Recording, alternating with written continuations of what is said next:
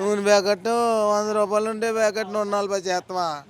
కందిపప్పు ఎంత చేయడు, కందిపప్పు ఏమో 80 రూపాయలు ఉండేది, అది 150 చేశారు. కరెంట్ బిల్లు, ఇంటి పన్ను ఏమో ఏదైనా గ్రంథాలయం అంట, అదని ఇది అన్నారు. ఏం గ్రంథాలయం ఉంది మా పల్లెటూరులోని? సరిగ్గా 3 రోజులకి ఒకసారి వస్తాయి కుళాయి వాటర్. ఈయనకి సంబంధం లేదంటే సెంట్రల్ గవర్నమెంట్ సంబంధం ఏంటి సంబంధం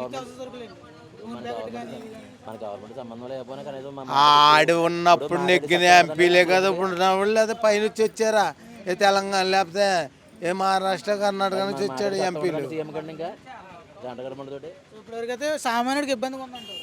బాగా ఇబ్బంది ఉంది. ఆడవాళ్ళకి ఆవిడకి ఈ వరకు డబ్బులు ఒకటి ఉండేది కదండి. ఏదో పడి అమ్మవాడను ఆవాడని ఇవ్వడని ఏముంది. ఇంకేం లేదండి. ఇదిగో రేపొద్దున ఆర్టీసీ పెట్టేస్తాడంటే ఫ్రీ, ఇంక మేము అడుక్కోవడమే.